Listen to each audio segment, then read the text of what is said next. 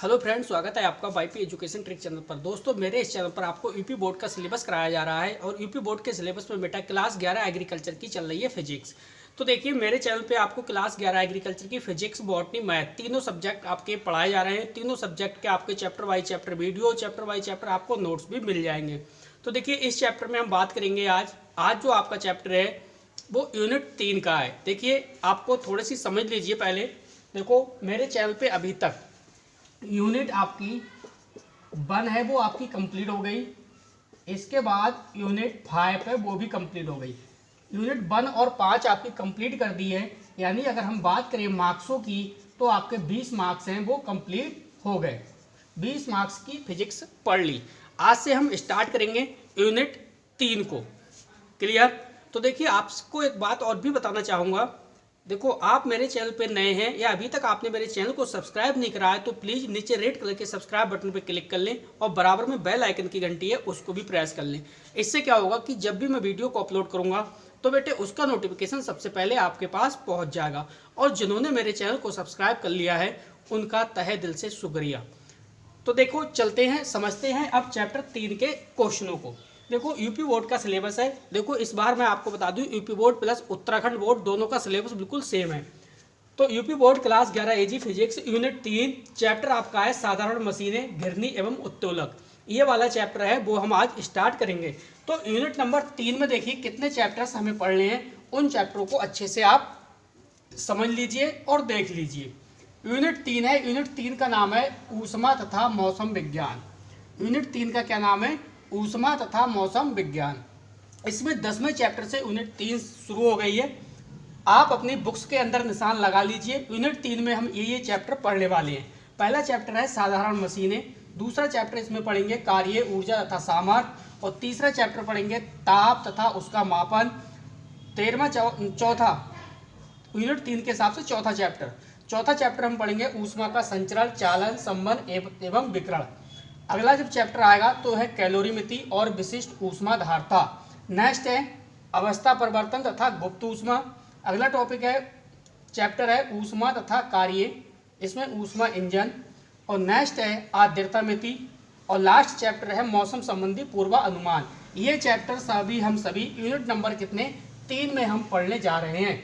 तो बेटा, unit number 3 के अंतर्गत टोटल ये चैप्टर दिए गए हैं आपके, ये सभी हम यूनिट नंबर 3 में पढ़ेंगे। और ये चैप्टर पढ़ने के बाद आपको मार्क्स कितने मिलेंगे? 10। कितने मार्क्स? 10। अब 10 मार्क्स के लिए समझ लीजिए हमें कितने चैप्टर पढ़ने पड़ेंगे।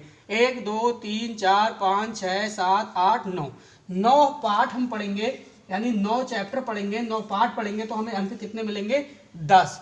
तो बेटा, यहाँ पे थोड़ा सा मुश्किल है, बहुत ज़्यादा मेहनत करने की ज़रूरत है। 9 चैप्टर करने के बाद, पढ़ने के बाद आपको कहीं 10 मार्क्स जाके मिलेंगे। तो बेटा, अब हम बिना किसी देरी के करते हैं टॉपिक की शुरुआत। चलिए बेटे, तो टॉपिक सबसे पहले हमारा टॉपिक है वो है उत्तोलक के प्रकार। आप बेटा वीडियो को बिल्कुल शुरू से लेकर लास्ट तक देखना, आप सिर्फ समझने की कोशिश करना। देखो, कोई भी टॉपिक आपके अच्छे से समझ में आ जाता है तो आपको लिखने की आवश्यकता नहीं रहती है। लिखने के लिए नोट्स तो आपको व्हाट्सएप ग्रुप में आपके सेंड शाम तक कर दिए जाते हैं। प्लीज़ आपसे रिक्वेस्ट यही है कि ज़्यादा से ज़्यादा आप समझिए, मेरी बात को समझिए जो मैं आपको बताता हूँ। क्लियर? तो देखो, वीडियो को बिल्कुल शुरू से लेकर लास्ट तक देखना। वीडियो आपको पसंद आती है तो प्लीज़ वीडियो को लाइक भी करना और वीडियो को सभी दोस्तों में शेयर भी कीजिए। इस वीडियो में मैं ट्रिक के माध्यम से भी आपको समझाऊंगा और इसके न्यूमेरिकल को भी मैं सॉल्व करूंगा। तो वीडियो को शुरू से लेकर आप लास्ट तक देखें। उत्तोलक के प्रकार समझो। उत्तोलक के प्रकार की बात कर रहा है तो देखो, उत्तोलक के 3 बिंदु कौन कौन से हैं? देखो, पहला है बल यानी फोर्स, दूसरा है भार व आलम, यानी 3 बिंदु हैं। 3 बिंदु की पारस्परिक स्थिति के आधार पर उत्तोलक के कितने बिंदु हैं? 3 बिंदु। कितने बिंदु? 3 बिंदु। कौन कौन से बिंदु? बल, भार व आलम की पारस्परिक स्थिति के अनुसार उत्तोलक 3 प्रकार के होते हैं। कौन कौन से प्रकार के उत्तोलक होते हैं? तो देखो, प्रथम श्रेणी के उत्तोलक, द्वितीय श्रेणी के उत्तोलक तथा तृतीय श्रेणी के उत्तोलक। तो बेटा, हम इस प्रकार अब प्रथम श्रेणी के उत्तोलक, द्वितीय श्रेणी के उत्तोलक और तृतीय श्रेणी के उत्तोलकों को पढ़ेंगे। तो आपने समझा कि उत्तोलक कितने प्रकार के? उत्तोलक के 3 बिंदु बल, भार व आलम की पारस्परिक स्थिति के अनुसार जो है वो उत्तोलक 3 प्रकार के होते हैं। प्रथम श्रेणी के उत्तोलक, द्वितीय श्रेणी के उत्तोलक तथा तृतीय श्रेणी के उत्तोलक। अब हम आगे जानेंगे प्रथम श्रेणी के उत्तोलक। चलिए बेटे, अगली जो हमारी हेडिंग है वो है प्रथम श्रेणी के उत्तोलक। तो देखो, प्रथम श्रेणी के उत्तोलक के लिए थोड़े से आपको 3 पॉइंट याद रखने पड़ेंगे। वो पॉइंट मैंने इस प्रकार लिखे हैं। देखो, फर्स्ट कंडीशन, सेकंड कंडीशन और थर्ड कंडीशन। फर्स्ट कंडीशन का मतलब है प्रथम प्रकार के उत्तोलक, सेकंड कंडीशन का मतलब है द्वितीय प्रकार के उत्तोलक, थर्ड कंडीशन का मतलब है तृतीय प्रकार के उत्तोलक। अब आपको ये ध्यान रखना पड़ेगा, सिर्फ इतनी सी बात है कि जो प्रथम प्रकार का उत्तोलक है तो बीचों बीच में आलम्ब होता है। प्रथम प्रकार के उत्तोलक में बीच में क्या होता है? आलम्ब होता है। द्वितीय प्रकार के उत्तोलक में बीच में भार होता है और तृतीय प्रकार के उत्तोलक में बीच में बल होता है। तो इस बेस पे हम तीनों उत्तोलकों को आसानी से याद कर लेंगे। हमने याद कर लिया समझो, यानी बीचों बीच में क्या होता है? प्रथम प्रकार के उत्तोलक में आलम्ब होता है, द्वितीय प्रकार के उत्तोलक में भार होता है और तृतीय प्रकार के उत्तोलक में बल होता है। इसे हम समझेंगे, अभी देखो लगा के देखेंगे। ठीक है, इस रूल को हम देखते हैं फॉलो करके क्या करेक्ट आपका आंसर है। प्रथम श्रेणी के उत्तोलक की परिभाषा को आप समझिए। देखो, इसमें आलम्ब के एक ओर आयास तथा दूसरी ओर भार होता है। आप समझ गए? यानी आलम्ब के, देखो क्या कह रहा है, आलम्ब के एक ओर आयास तथा दूसरी ओर क्या होता है? भार होता है। इसका मतलब आलम्ब कहाँ होता है? बीच में होता है। कहाँ होता है? बीच में। और मैंने भी आपको प्रथम श्रेणी के उत्तोलक में क्या बताया? आलम्ब कहाँ होता है? बीच में। जब आलम्ब बीच में होगा तभी तो एक ओर आयास होगा तथा दूसरी ओर क्या होगा? भार होगा। लगाया जाता है। इस प्रकार के उत्तोलक के लिए आलम्ब को हम F से प्रदर्शित करते हैं, आयास को P से तथा भार को W की स्थितियां प्रदर्शित की गई हैं। अभी मैं आपको इसकी स्थिति भी साफ करके दिखा दे रहा हूं। फिलहाल आप समझने की कोशिश कीजिए कि इसमें आलम्ब के एक ओर आयास होता है तथा दूसरी ओर क्या होता है? भार होता है। लगाया जाता है। इस प्रकार के उत्तोलक के लिए आलम्ब को हम F से प्रदर्शित करते हैं, आयास को P से तथा भार को W से। अब आप समझिए कुछ। देखिए, 2 बिंदु हैं। हम कितने बिंदु ले रहे हैं बेटे? हम 2 बिंदु ले रहे हैं। बिंदु आपका ये A हो गया और ये आपका बिंदु क्या हो गया? B हो गया। ठीक है, अब हम क्या कर रहे हैं? देखो, आलम्ब क्या है? F है। और आलम्ब मैंने आपको बताया प्रथम श्रेणी में कहाँ पे लगाया जाता है? बीच में। कहाँ पे? बीच में। यानी आप यहाँ पे क्या लगा दो? आलम्ब लगा दो, क्या? F लगा दिया। और इसके बाद आप इसमें देखो, इसमें आलम्ब के एक और आयास को हम कैसे प्रदर्शित कर रहे हैं? P से। तो हम इसके एक और तो लगा दे रहे हैं, क्या? आयास का मतलब हमने P लगा दिया। और दूसरी ओर देखो, ये क्या कह रहा है? आयास तथा एक और आयास तथा दूसरी ओर क्या लगाते हैं? भार लगाते हैं। भार को हम किससे? W से। तो एक और हम क्या लगा दे रहे हैं? भार लगा दे रहे हैं, यानी W लग गया। तो आपने क्या समझा? आपने सीधे समझा कि प्रथम प्रकार की श्रेणी के उत्तोलक वो उत्तोलक होते हैं जिसमें आलम्ब के एक ओर भार होता है तथा दूसरी ओर आयास लगा होता है। ठीक है, इस प्रकार के जो उत्तोलक होंगे वो प्रथम श्रेणी के उत्तोलक होंगे। प्रथम श्रेणी के उत्तोलक में आपको ध्यान रखना, जो आलम्ब है वो बीचों बीच में होता है। F क्या है आपका? ये F देखो बीच में है, ये क्या है? आलम्ब है। क्या है? आलम्ब है। और इसके इधर उधर साइड में आयास और भार होगा। एग्जाम्पल के तौर पे देखिए, एग्जाम्पल्स हमने इसका ले लिया कैंची। बहुत सारे एग्जाम्पल्स मैं आपको ट्रिक के माध्यम से याद कराऊंगा, ये मेरी गारंटी है। वीडियो को लास्ट तक देखोगे तो बहुत सारी ट्रिकें दूंगा, बहुत सारे एग्जाम्पल्स दूंगा, अच्छी तरीके से आपके दिमाग में बैठ जाएगा। अब देखो किस प्रकार से ये कह रहा है, भाई आलम्ब बीच में होता है। अब देखो इसका एग्जाम्पल, प्रथम श्रेणी का एग्जाम्पल क्या है? कैंची है। अब कैंची में आपको ये देखना है कि आयास कहाँ है। क्या देखना है? आयास कहाँ है, या आलम्ब कहाँ? नहीं, आलम्ब बीच में होता है ना, तो आपको आलम्ब देखना है। आलम्ब को हम कैसे प्रदर्शित करते हैं? F से। देखो, आलम्ब होता है ये, बीचों बीच में क्या है? ये आलम्ब है, यानी F है। ठीक है, और ये दोनों क्या है? W, यही कार्य करने का काम आ रहा है। तो ये दोनों क्या है? आपके W है। क्या हो जाएगा? ये W।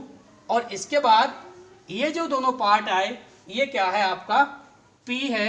P का मतलब आप समझ गए होंगे क्या है? आयास है। ठीक है, तो आपको पता चल गया कि जो प्रथम श्रेणी के उत्तोलक है उसमें जो आलम्ब है, ये आलम्ब बीचों बीच में होता है और एक साइड से क्या होगा आपका आयास होगा, तो दूसरी साइड से क्या होगा भार होगा। इस प्रकार के उत्तोलक क्या कहलाते हैं बेटा, प्रथम श्रेणी के उत्तोलक। तो प्लीज़ वीडियो को लाइक करके जाना और वीडियो को शेयर भी सभी दोस्तों में करते रहना, ताकि हर स्टूडेंट घर बैठे अच्छे से फिजिक्स की तैयारी कर सके। तो बेटा मैं ट्रिक के माध्यम से भी बहुत सारे एग्जाम्पल्स आपको सिखा दूंगा, आप टेंशन ना लें, सिर्फ वीडियो को लाइक करिए। चलते हैं बेटे, अब सीखते हैं द्वितीय श्रेणी के उत्तोलक। चलिए बेटे समझिए, अगली जो हमारी हेडिंग है वो है द्वितीय श्रेणी के उत्तोलक। क्या है, द्वितीय श्रेणी के उत्तोलक। तो बेटा आपने क्या समझा, देखो यहाँ पे समझो, द्वितीय श्रेणी के उत्तोलक में आपने क्या समझा कि जो भार होता है वो बीच में होता है, जबकि एक और आलम तथा उसके दूसरी ओर भार के दूसरी ओर बल। यहाँ पे क्या होगा, द्वितीय श्रेणी के उत्तोलक में भार है वो बीच में होगा और एक और होगा आलम, तो दूसरी ओर क्या होगा बल होगा। समझो, देखो इसमें भार W तथा आयास P दोनों आलम के एक ही ओर होते हैं, परंतु आलम से W की अपेक्षा P अधिक दूर होता है। इस वर्ग के उत्तोलक के लिए भार W से, आयास P से तथा आलम F की स्थितियां प्रदर्शित की गई हैं। अब आप समझने की कोशिश कीजिए। जैसे हम बिंदु ले रहे हैं A और B। हमने बिंदु ले लिया, एक A बिंदु ले लिया, दूसरा ले लिया बिंदु B, ठीक है। अब आपको क्या दिखाना है भाई, भार, देखो भार दिखाना है आपको बीच में, तो भार का साइन क्या है, W है। क्या है, W है। तो देखो भार हम दिखा दे रहे हैं बीच में, यानी ये हो गया W, ठीक। और एक और हमें क्या दिखाना है, एक और दिखाना है आयास। क्या दिखाना है, आयास यानी P। तो हम इधर दिखा दे रहे हैं, देखो आयास क्या हो गया आपका P हो गया। दूसरी ओर हम दिखा दे रहे हैं क्या, आलम F।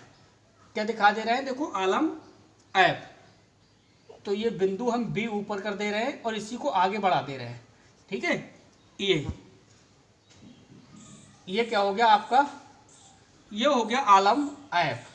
अब आप समझो, आपने क्या बताया, आपने ये सीखा कि भाई द्वितीय वर्ग के उत्तोलक में भार बीच में होता है, जबकि एक और आलम होता है तो दूसरी ओर बल होता है। देखो भार को W से प्रदर्शित कर रहे हैं। अब आप देख रहे हो कि W कहाँ पे है, बीच में है। W कहाँ पे है, बीच में है, किसके, आयास के, किसके, आयास के और आलम के। आयास और आलम के बीच में क्या है आपका भार है। तो मैंने आपको ट्रिक के माध्यम से भी समझाने की कोशिश की है कि भार है वो द्वितीय प्रकार के उत्तोलक में भार बीच में रहता है और एक और आलम तथा दूसरी ओर क्या होता है, बल होता है। तो इससे आपको डायग्राम में देखो क्या और नजर आ रहा है, आपको नजर ये आ रहा है कि जो भार है, ठीक है, भार से जो आपका आयास है वो काफी दूरी पर है और इसकी अपेक्षा, आयास की अपेक्षा जो आपका आलम्ब है वो भार के नजदीक है। यही बात इसमें बताई गई है। क्या बताया गया समझो, इसमें भार W तथा आयास P दोनों आलम्बों के एक ही ओर होते हैं, परंतु आलम्ब से W की अपेक्षा, देखो आलम्ब क्या है, आलम्ब आपका F है। आलम्ब क्या है आपका, F है। देखो F है, आलम्ब F है, परंतु आलम्ब से W की अपेक्षा P अधिक दूरी पर होता है। तो हाँ बिल्कुल सही बात है, P तो आपका अधिक दूरी पे है ही। ये देखो कितनी दूरी है और यहाँ से ये देखिए कितनी सी दूरी है। तो ये बात आप बताना है, आपको लिखना है। इस प्रकार के उत्तोलक के लिए भार W, आयास P तथा आलम F की स्थितियां प्रदर्शित की गई हैं। अब हम देखते हैं एग्जाम्पल्स। क्या देखेंगे हम देखेंगे अब एग्जाम्पल्स में ये चीजें कहाँ पे शो हो रही हैं। समझो, एग्जाम्पल्स हमने ले लिया इसका सरौता। क्या लिया है बेटा, सरौता लिया है। अब आपको इसमें क्या दिखाना था, आपने ये देखा था कि भाई जो द्वितीय श्रेणी के उत्तोलक है उसमें भार जो है वो बीच में होता है। कहाँ पे होता है, भार बीच में होता है। देखो अब भार जब बीच में होता है तो भार इसमें कहाँ पे है, देखो ये है आपका W। भार को हम कैसे W से प्रदर्शित कर रहे हैं, तो ये आपका भार है। इसके बाद जो आयास है, आयास आपका ये है यहाँ पे। इसके बाद आपका बचा आलम यानी F। तो आलम कहाँ पे है, बल कहाँ पे लग रहा है, तो बल आपका ये बिल्कुल लास्ट में चला जाएगा, ठीक है। अब आपको यही वाली पॉइंट ध्यान रखने हैं और एग्जाम्पल्स तो मैं बहुत सारी ट्रिक से आपको याद ही कराऊंगा। आपको इतनी सी टेबल याद रखनी है कि जो प्रथम श्रेणी के उत्तोलक हैं उनमें क्या होगा, प्रथम श्रेणी के जो उत्तोलक है उनमें क्या होगा, आलम्ब बीच में होगा, भार और बल एक दूसरे साइड में लगे होंगे। द्वितीय प्रकार के उत्तोलक में भार बीच में होगा, एक ओर आलम्ब होगा, दूसरी ओर बल होगा। और जब तृतीय श्रेणी का उत्तोलक आएगा तो उसमें बल बीच में होगा, एक दूसरी तरफ उसके आलम्ब होगा तथा दूसरी साइड में क्या होगा, भार होगा। तो बीच में देखो इन तीनों के ये पॉइंट ध्यान रखोगे तो तीनों प्रकार के उत्तोलक भी याद हो जाएंगे और आपको ट्रिक से क्या याद हो जाएगा, इसके एग्जाम्पल्स भी बहुत सारे याद हो जाएंगे। तो कुल मिला के आपने द्वितीय श्रेणी के उत्तोलक को समझ लिया। क्या समझा कि भाई इसमें भार तथा आयास P दोनों आलम्ब के एक ही ओर होती है, ठीक है, परंतु आलम्ब से W की अपेक्षा P अधिक दूरी पे होता है। आपने देखा कि भाई आलम्ब देखिए F आपका ये है, आलम्ब को किससे प्रदर्शित करा है, F से। इसके बाद आयास है, आयास को आपने P से प्रदर्शित करा, भार को आपने करा W से। तो आप क्या कह रहे हो समझो, परंतु आलम्ब से W की अपेक्षा P अधिक दूरी पर है। P भाई P देखो इसकी अपेक्षा F की अपेक्षा ये P काफ़ी दूरी पर है, किसके, W के साथ तुलना करोगे तो देखो यहाँ से यहाँ देखो कितनी दूरी पे और यहाँ से देखो पास में। तो कुल मिला के आपको कुछ भी नहीं करना, ये 3 पॉइंट आपको ध्यान रखने हैं, तो तीनों प्रकार के उत्तोलक ध्यान याद हो ही जाएंगे, ठीक है। वीडियो को आप 2-3 बार देखोगे तो अच्छे से समझ में आ जाएगा, आपको कोई भी समस्या नहीं आएगी। अब चलते हैं आगे की ओर, अगला सीखेंगे हम तृतीय श्रेणी के उत्तोलक। चलिए बेटे समझिए, तृतीय वर्ग के उत्तोलक, तीसरी हेडिंग क्या है, तृतीय वर्ग के उत्तोलक। समझो इस वर्ग के उत्तोलक, मैंने आपको ये बताया था तृतीय वर्ग के उत्तोलक में जो बीच में होगा वो क्या होगा, बल होगा। बल कहाँ पे होगा, आपका बीच में होगा। बल को हम आयास भी बोलते हैं, आयास का ही दूसरा नाम है बल। तो आयास या बल कहाँ पे होगा, बीच में होगा। और एक दोनों साइड से क्या हो सकता है, दोनों साइड से आलम्ब होगा और दूसरा भार होगा, एक साइड से आलम्ब दूसरी साइड से भार, लेकिन जो बल है वो बीच में होगा। इस प्रकार के उत्तोलक तृतीय वर्ग के उत्तोलक कहलाते हैं। समझो इस वर्ग के उत्तोलक में आयास, यानी आयास को हम क्या नाम दे रहे हैं, बल या आयास, बात एक ही है। P आलम्ब F तथा भार W के बीच में होता है। इनमें भार W व बल आलम्ब के एक ही ओर परंतु सदैव विपरीत दिशा में कार्य करता है। अब समझो, जैसे देखो इस प्रकार से आपने लाइन खींच ली, ठीक है। आपने बताया कि जो बल है ये कहाँ पे होता है, बीच में होता है, ठीक है। कहाँ पे, बीच में। जैसे हमने मान लो बिंदु A यहाँ पे ले लिया और बीच में क्या दिखा दिया हमने, बल दिखा दिया P, क्लियर। और दूसरी हमने क्या दिखा दिया, ये भार दिखा दिया। क्या दिखा दिया, यहाँ पे हमने दिखा दिया ये भार का मतलब W। और दूसरी दिशा में हमने क्या दिखा दिया, F दिखा दिया, यानी आलम्ब दिखा दिया। यहाँ हम दिखा दे रहे हैं आपका आलम्ब।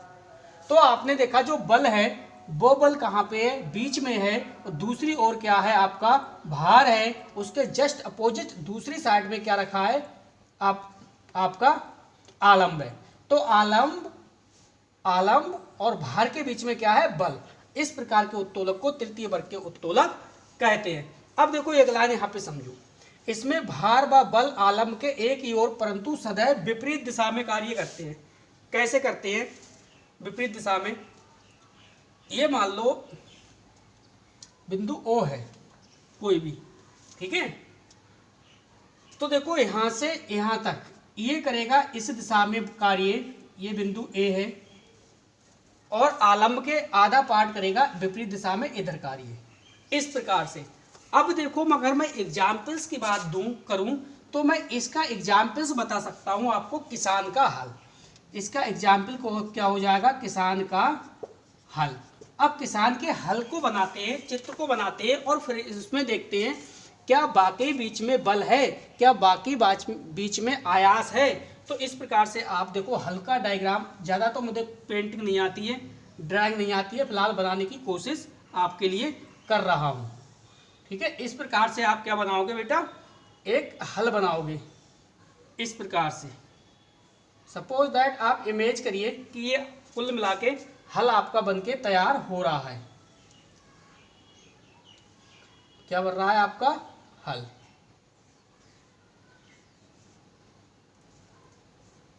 क्लियर। चलिए अभी आपका देखिए हल डिजाइन हो जाएगा।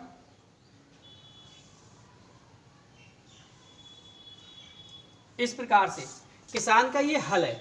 अब इसमें देखो आपको क्या दिखाना था, इसमें आपको ये दिखाना था, थोड़ा सा मैं पतला कर दे रहा हूँ, आपको अच्छा नहीं लग रहा ना, डायग्राम थोड़ा सा अजीब सा लग रहा है, अब नहीं लगेगा। चलिए, ये सपोज दैट क्या है, हल है। अब इसमें आपने ये बताया था कि तृतीय वर्ग के उत्तोलक है, उसमें जो बल है यानी आयास है वो कहाँ होता है, बीच में। तो ये देखो आप देख रहे हो ना, ये आपका आयास है यानी बल है, इसे हम काय से प्रदर्शित करते हैं, P से प्रदर्शित करते हैं। इसके बाद जो आलंब है, तो आलंब आपका ये है, ये आपका देखिए आलंब है, क्या है, आलंब। और आलंब को हम काय से प्रदर्शित करते हैं बेटा, F से प्रदर्शित करते हैं। इसके बाद जो कार्य कर रहा है वो क्या है, ये देखिए नीचे की साइड खुरपी जो लगी है वो, यानी भार, भार क्या है आपका, W है, ठीक है। तो इस प्रकार से आपने प्रथम वर्ग के उत्तोलक, द्वितीय वर्ग के उत्तोलक और तृतीय वर्ग के उत्तोलक को सीखा और डायग्राम के माध्यम से आपने जानने की कोशिश की।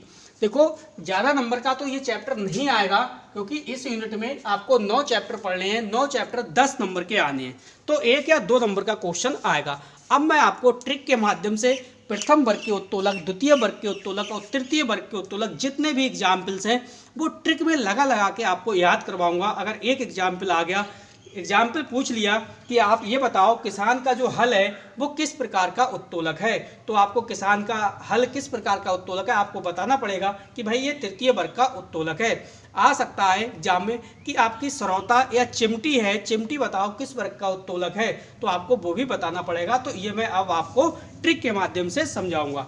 तो प्लीज़ बेटे वीडियो को लाइक करिए, ज़्यादा से ज़्यादा अपने दोस्तों में शेयर भी कीजिए। अब चलते हैं हम ट्रिक की ओर, देखते हैं।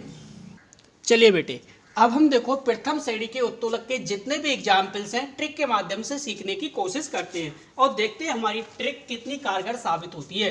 तो प्रथम श्रेणी के उत्तोलक के एग्जाम्पल्स जितने भी हैं एक ही ट्रिक में हम लगा ले रहे हैं। कोई भी एग्जाम्पल्स आता है एग्जाम में और वो पूछता है कि ये किस वर्ग का उत्तोलक है, तो यहाँ से आपका क्वेश्चन गलत नहीं होगा। देखो ट्रिक है हमारी, कपि सीसी सा है, कपि सीसी सा है। अब देखो का से आपको ध्यान क्या रखना है बेटा, कैंची, क्या ध्यान रखना है, कैंची। कैंची आपकी प्रथम श्रेणी के उत्तोलक हैं, ठीक है। इसके बाद है देखो P, तो P से आपको क्या ध्यान रखना है, प्लास, क्या ध्यान रखना है, प्लास, P से क्या हो गया, प्लास। इसके बाद क्या आया C, तो देखो C से आपको ध्यान रखनी पड़ेगी सिरसी, क्या, सिरसी, ये भी बोल्ट खींचने के काम आती है। जैसे कैंची वैसे प्रकार से प्लास वर्क करता है, उसी प्रकार से सिरसी वर्क करती है। नेक्स्ट देखो सी है, तो इससे समझ लीजिए आप क्या आएगा, सी से आएगा सिस झूला, क्या आएगा, सिस झूला। नेक्स्ट है सा, तो अगले सा से आएगा आपका साइकिल का ब्रेक, क्या आएगा, साइकिल का ब्रेक। इसके बाद है आपका है, तो है से क्या आएगा बेटा, हेड पंप, क्या आएगा, हेड पंप। यानी कोई भी इनमें से एग्जाम्पल्स आ जाए और आपसे ये पूछा जाए कि आप बताओ सिरसी किस प्रकार का उत्तोलक है, तो तुरंत आप ट्रिक याद कर लेना, कपि सीसी सा है। ये कपि सीसी सा है का मतलब का से कैंची, पी से प्लास, सी से सिरसी, सी से सिसझुला, सा से साइकिल का ब्रेक और है से हेड पंप। ये सारे एग्जाम्पल्स जो हैं वो काय के हैं, प्रथम श्रेणी के उपभोक्ता। तो देखो प्रथम श्रेणी के उपभोक्ता की मजेदार आपको ट्रिक मिल गई। अब आपको अच्छा लगा होगा, कोई भी टेंशन नहीं है, 1 नंबर का पूछे तो हमारा कभी भी गलत क्वेश्चन नहीं होगा। चलते हैं अब द्वितीय श्रेणी के उत्तोलक की भी ट्रिक समझते हैं। चलिए समझिए, अगली जो हेडिंग है हमारी वो है द्वितीय श्रेणी के उत्तोलक। तो बेटा द्वितीय श्रेणी के उत्तोलक की बेस्ट ट्रिक आपके सामने है, सरौता कूड़ा कागज नींबू नचोड़ो।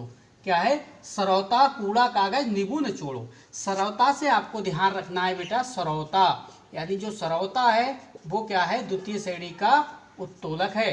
कूड़ा से आपको ध्यान रखना है, देखो कूड़ा उठाने वाली मशीन, क्या ध्यान रखनी है, कूड़ा उठाने वाली गाड़ी, कूड़ा उठाने वाली गाड़ी, ये किस प्रकार के उत्तोलक हैं? द्वितीय श्रेणी के उत्तोलक। नेक्स्ट है कागज।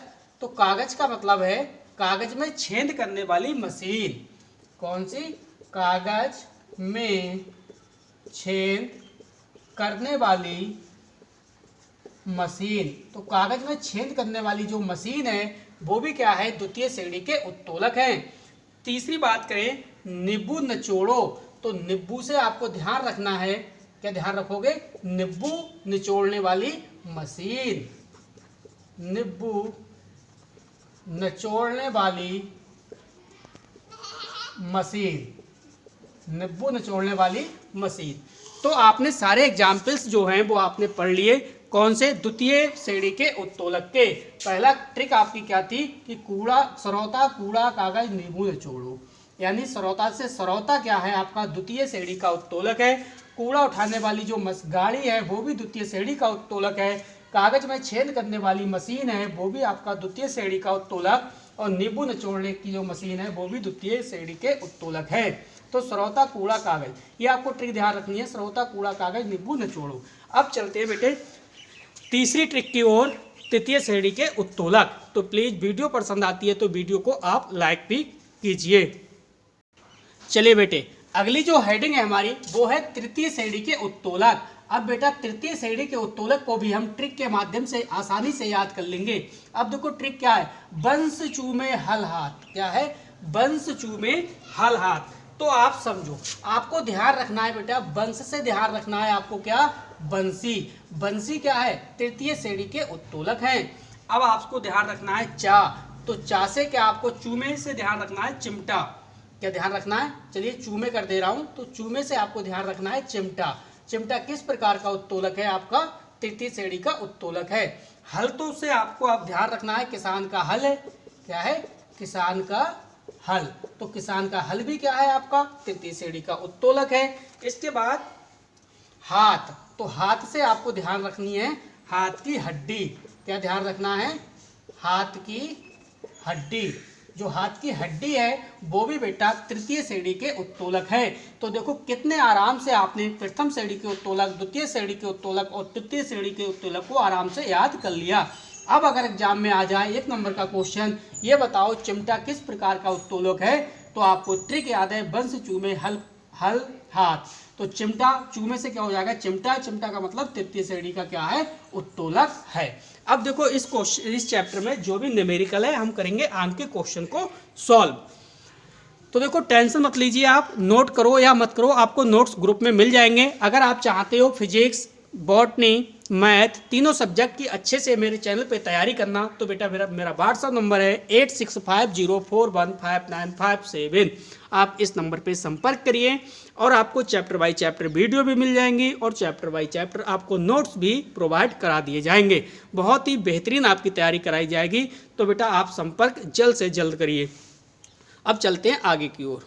चलिए बेटे आंकिक क्वेश्चंस को सॉल्व करने से पहले हम 2-3 सूत्रों के बारे में जानकारी लेते हैं। आखिर सूत्र क्या है? तो देखो पहला आपको ध्यान रखना पड़ेगा यांत्रिक ऊर्जा। क्या ध्यान रखना पड़ेगा? यांत्रिक ऊर्जा। यांत्रिक ऊर्जा बराबर W/F। क्या ध्यान रखना पड़ेगा? यांत्रिक ऊर्जा बराबर W/F। अब आपको बताऊं W क्या है। देखिए W आपका उठाया गया बोझ है। जहां आप बता सकते हो जहां W उठाया गया क्या है? बोझ है। ठीक है। अब आपका F क्या है? तो F बेटा लगाया हुआ बल है। F क्या है? लगाया हुआ बल। ठीक है। तो आपको पता चल गए W/F। W क्या है? जहां W उठाया गया बोझ है यानी कार्य है, कार्य कर रहा है। बल क्या है? लगाया हुआ क्या है? बल है। इसी प्रकार देखो दूसरा एग्जाम्पल, दूसरा सूत्र यानी दक्षता E बराबर, दक्षता E बराबर आपको ध्यान रखना है W/E। क्या रखता है? W/E। अब आपको बताना है जहां, क्या बताना है? जहां W प्राप्त कार्य है, जहां W बराबर क्या है बेटा? प्राप्त कार्य। अब क्या बचा आपका E? तो E बराबर है दी गई ऊर्जा। E बराबर क्या है? दी गई ऊर्जा है, दी गई ऊर्जा। क्लियर। और आपको तीसरा सूत्र जो है वो ध्यान रखना पड़ेगा, जैक स्क्रू का यांत्रिक लाभ। क्या ध्यान रखना है, देखिए जैक स्क्रू का यांत्रिक लाभ बराबर 2 pi L H, 2 pi L upon small H.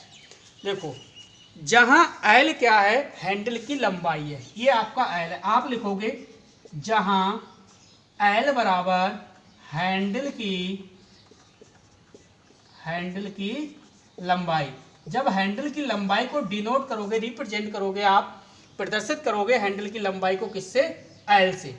अब इसके बाद देखो बचा क्या, एच, ये वाला एच। तो स्मॉल एच क्या है आपका, ये है चूड़ी अंतराल। क्या है, चूड़ी अंतराल। क्लियर। तो तीनों सूत्रों के बारे में हमने अच्छे से समझा। अब हम देखो न्यूमेरिकल को इनसे सॉल्व करेंगे। और पाई का तो मान आपको पता है कितना, 22/7 या 3.14। और दो तो आपको संख्या है, कोई टेंशन नहीं है। चलिए अब लगाते हैं आंकिक क्वेश्चन। चलो बेटा समझो। देखो पहला न्यूमेरिकल आपके सामने स्क्रीन शॉट आप ले लो, लेना है तो ले लीजिए, नहीं तो आपको जो इसके नोट्स हैं वो आपको इस ग्रुप में मिल जाएंगे। चैप्टर आप 10 पढ़ रहे हो, साधारण मशीनें, घिरनी एवं उत्तोलक। व्हाट्सएप ग्रुप में शाम को नोट्स सेंड कर दिए जाते हैं, इस बात की आप टेंशन ना लें, आप सिर्फ क्वेश्चन को समझिए। चलिए करते हैं सॉल्व। क्वेश्चन को समझो, इसमें दिया क्या है। देखो एक जैक स्क्रू की चूड़ी अंतराल है वो 0.4 सेंटीमीटर है तथा हैंडल की लंबाई वो है वो 20 सेंटीमीटर है। इसका यांत्रिक लाभ ज्ञात कीजिए। तो देखो अभी मैंने आपको एक सूत्र लिखवाया है, यांत्रिक लाभ बराबर। तो देखो मैंने आपको सूत्र क्या लिखवाया था, यांत्रिक लाभ बराबर मैंने लिखवाया था 2 pi L upon small H, ये तो लिखवाया था। अब देखो सबसे पहले इसमें गिवन वैल्यू क्या है। देखो हैंडल की लंबाई कितनी है, 20 सेंटीमीटर। यानी गिवन वैल्यू क्या है, एल बराबर इसने दे रखा है 20 सेंटीमीटर। एल बराबर कितना, 20 सेंटीमीटर। इसके बाद अगर मैं इस सेंटीमीटर के मीटर बनाऊं तो देखो आपको वही प्रक्रिया है, 100 से भाग दे दीजिए तो आपको कितना मिल जाएगा, 0.2 मीटर मिल जाएगा। कैसे, देखो अगर आप 20 को 100 से भाग दोगे तो देखो 20 से कम 20, 20 पंजे 100, 5 आया। अब ये हो गया 1/5। अब 1/5 5 से भाग जाएगा नहीं एक में, तो 0 पॉइंट बाहर देके कितना हो जाएगा, देखो भाग 1 को 5 से भाग जाएगा नहीं, तो आप क्या लगाओगे, 0 पॉइंट कितना दोगे आप, 0 पॉइंट लगा के कितना हो जाएगा, 10 हो गया, पॉइंट लगाया तो 10 हो गया, 5 दूनी कितना हुआ 10, कितना आया आपका 0.2 मीटर। तो हमने मीटर में कन्वर्ट कर लिया, कोई परेशानी नहीं है, 0.2 मीटर। इसके बाद आपको देखनी है, क्या देखनी है आपको, चूड़ी अंतराल यानी एच। चूड़ी अंतराल कितना दिया है, चूड़ी अंतराल यानी एच दिया है 0.4, कितना 0.4। इसने चूड़ी अंतराल एच बराबर दे दिया 0.4 सेंटीमीटर, 0.4 सेंटीमीटर। अगर हम मीटर में चेंज करें तो ये कितना बन जाएगा आपका, चलो सीधे सीधे लिख दे रहे हैं। अगर हम इसे मीटर में चेंज करेंगे तो ये हो जाएगा आपका 0.4 गुणे 10⁻⁻2 मीटर। ये तो बन गया, ठीक है। अब देखो हम सूत्र में लगाने की कोशिश करते हैं। यांत्रिक लाभ बराबर आपको सूत्र मिल गया। जब सूत्र मिल गया तो देखो आपको करना क्या है, 2 की जगह आप 2 रहने दो और पाई की जगह आप कितना पाई रहने दो। एल की वैल्यू आपको पता है कितनी, 0.2 मीटर है, इनटू क्या करना है 0.2। क्लियर। इसके बाद एच, तो एच की वैल्यू आपको पता है कितनी है, ये है 0.4 गुणे 10⁻⁻2। ठीक है। अब आप यहाँ पे देख रहे हो, एक अंक के बाद पॉइंट यहाँ है, एक अंक के बाद पॉइंट यहाँ पे भी है। पॉइंट से आप पॉइंट काट सकते हो, ठीक। और 2 दूनी कितना होता है 4, आप इससे ये काट दीजिए, 2 से 2 खत्म कर दीजिए, ठीक है। ऊपर क्या बचा आपका, ऊपर बचा आपका देखो पाई। अब ये है 10⁻2, माइनस की है, लेकिन जब वो ऊपर जाएगी तो किसकी हो जाएगी बेटा, प्लस की हो जाएगी। और मैंने बताया था आपको जितनी पावर उतने जीरो, 2 पावर का मतलब 2 जीरो, यानी ये 100 है, ऊपर जाके क्या का हो जाएगा, प्लस का हो जाएगा। जब प्लस का हो जाएगा तो कितना आएगा, ये 100 पाई। कितना आंसर आएगा बेटा, 100 पाई। अगर हाँ 100 पाई आ जाएगा, क्लियर, बिल्कुल राइट आंसर है। ठीक है, तो आशा करता हूं बेटा क्वेश्चन आपके समझ में आया होगा, कोई भी परेशानी नहीं हुई होगी। चलिए और भी आगे क्वेश्चन को सॉल्व करते हैं। चलिए बेटे समझिए क्वेश्चन क्या है, क्वेश्चन को पहले आप पढ़ो। कह रहा है एक जैक स्क्रू का चूड़ी अंतराल 0.3 सेंटीमीटर है। कितना, 0.3 सेंटीमीटर, तथा एक हैंडल की लंबाई 21 सेंटीमीटर है। इसका यांत्रिक लाभ ज्ञात कीजिए। अब देखो यांत्रिक लाभ बराबर सूत्र तो आपको याद हो गया, यानी जो फार्मूला है यांत्रिक लाभ का वो तो आपको याद हो गया होगा। क्या है, 2 पाई एल, क्या लगाना है आपको, 2 pi L upon small H. Clear. अब आपको देखना है कि गिवन वैल्यू क्या है। चूड़ी अंतराल का मतलब है एच, सॉल्व कर रहे हैं बेटा आप, गिवन वैल्यू समझ लो क्या है। गिवन वैल्यू यानी एच का मतलब क्या है, 0.3 सेंटीमीटर, 0.3 सेंटीमीटर। ठीक है, अब देखो इसमें लंबाई यानी एल कितना दिया है, 21 सेंटीमीटर। तो एल हम बराबर हम कितना लिख ले रहे हैं, 21 सेंटीमीटर। कितना लिख लिया, 21 सेंटीमीटर। चलिए आगे समझिए। अब देखो आपको मिला क्या, आपको सब कुछ मिल गया। यांत्रिक लाभ बराबर 2 पाई एल अपॉन एच। अब आपको करना क्या है, देखो 2 की जगह तो आप 2 लिख लो। ठीक है, अब आप लिखते हो पाई का मान 22/7। तो 22/7 तब लिखना होता है जब इसमें से कोई संख्या कट रही होती है। जब गिवन वैल्यू में से कोई संख्या कटे तो 22/7 मान रख लेते हैं, और जब इसमें से कोई संख्या नहीं कटती है 22/7 से, तो बेटा हम वो पाई का मान ऐसे ही रख देते हैं, पाई की वैल्यू नहीं लगाते हैं, पाई का मान ऐसे ही लगा देते हैं। लेकिन यहाँ पे कट रही है 22/7, 7 या 21 कट रहा है, तो बेटा हम यहाँ पे क्या है वैल्यू इसकी लगाएंगे। कितनी लगाएंगे, 22/7। एल की वैल्यू दी है 21, तो 21 रख लो। एच, तो एच की वैल्यू कितनी दी है, 0.3। अब आपको करना क्या है, करना ये है सबसे पहले आपको हटाना है पॉइंट। अगर ये पॉइंट हटाओगे तो ऊपर क्या बढ़ाओगे आप, 0 बढ़ाना पड़ेगा आपको। यहाँ पे एक 0 बढ़ा दो, इस पॉइंट को हटा दो। ठीक है, अब आप क्या करोगे, देखो 7 से 21 काट दो, 7 या 21, और 3 से आप क्या कर लो, 3 समाप्त कर लो। अब देखो कितना हुआ भाई, 1 0 है तो 1 0 तो आना ही आना है। और देखो 22 दूनी कितना हुआ, 44। इसका आंसर आपको कितना मिल गया, 440। तो आई होप क्वेश्चन आपको पसंद आया होगा। अब देखिए आपका फर्ज बनता है, अगर वीडियो आपको पसंद आती है तो प्लीज़ वीडियो को लाइक करिए और ज़्यादा से ज़्यादा अपने दोस्तों में वीडियो को शेयर भी कीजिए। चलिए अगला क्वेश्चन समझिए। क्वेश्चन है एक जैक स्क्रू का चूड़ी अंतराल 0.4 सेंटीमीटर है तथा हैंडल की लंबाई 16 सेंटीमीटर है। इसका यांत्रिक लाभ बताइए। चलिए जल्दी से कमेंट करिए और यांत्रिक लाभ का सूत्र बताइए। हर बच्चा यांत्रिक लाभ का क्या बताएगा, सूत्र बताएगा। यांत्रिक लाभ बराबर क्या होता है, 2 pi L upon small H. Clear. अब आपको देखना है कि हैंडल की लंबाई कितनी दे रखी है, एल दे रखा है इसने। देखो हैंडल की लंबाई कितना है, 16। इसका मतलब एल इसने दे रखा है 16 सेंटीमीटर। कितना दे रखा है, 16 सेंटीमीटर। इसके बाद और देखो आप क्या दे रखा है, चूड़ी अंतराल यानी एच भी दे रखा है इसने। एच दे रखा है कितना, 0.4 सेंटीमीटर। दोनों चीज़ें सेंटीमीटर में, तो हमें कोई टेंशन नहीं है, चेंज नहीं करेंगे। ठीक है, उसमें पहले वाले में मैंने चेंज कर दिया था, लेकिन जब दोनों सेंटीमीटर में होती हैं तो भी कोई चेंज नहीं करना, दोनों मीटर में हो तो नहीं करना। 1 सेंटीमीटर में 1 मीटर में हो तो आप कर सकते हो, छोटे से बड़े में चेंज कर सकते हो, बड़े से छोटे में भी चेंज कर सकते हो। तो समझो, देखो 2 की जगह कितना रहेगा, 2। अब देखो पाई की वैल्यू हम इसलिए इसमें नहीं लगाएंगे क्योंकि कुछ कट भी नहीं रहा है, और लगाना है तो 22/7 मत लगाओ, फिर 3.14 आप लगा सकते हो। इंटू एल कितना है, एल की वैल्यू है 16 रख दो। एच की कितनी है, 0.4 है, 0.4।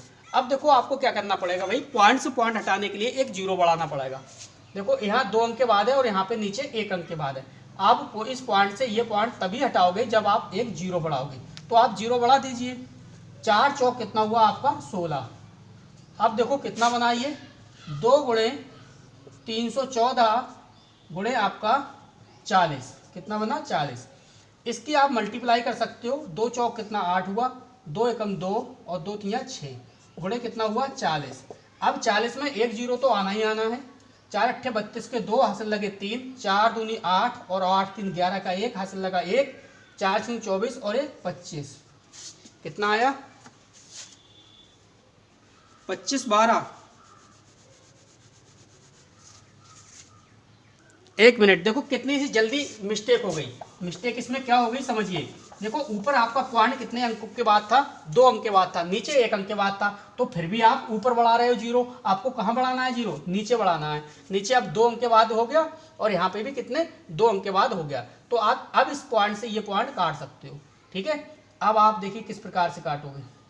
अब उल्टा हो गया, 2 दशावन कितना हुआ आपका, 2 से ये काटिए, 2 दशावन कितना हुआ, 2 दशावन नहीं 20 दूनी 40, ये आ गया 20।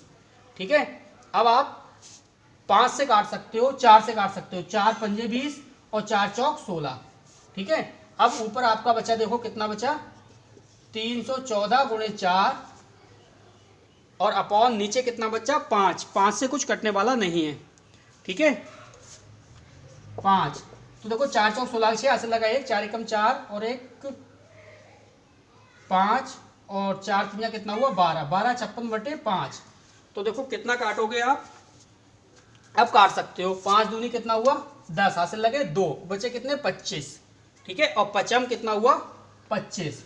अब यहाँ रह गया 6, 5 एकम कितना हुआ 5, अब बचा 1, 1 में भाग जाएगा नहीं, तो कितना हो जाएगा 0 बढ़ाओगे 10, 5 दूनी 10, इतना आएगा 251.2, 251.2। ये बेटा फाइनली आंसर हो गया। देखिए कैलकुलेशन सारे में मिस्टेक हो जाती है, कुछ कैलकुलेशन का विशेष ध्यान रखें। ठीक है, इसी क्वेश्चन के साथ बेटा आपका ये चैप्टर जो है आज का वो समाप्त हुआ। यूनिट नंबर 3 थी, चैप्टर नंबर 10 था साधारण मशीनें, घिरनी एवं उत्तोलक। वीडियो आपको कैसी लगी प्लीज़ नीचे कमेंट करके बताइए। वीडियो देखने के लिए आपको बहुत बहुत धन्यवाद। आपका दिन शुभ हो। मिलते हैं बेटा नेक्स्ट वीडियो में नेक्स्ट डे।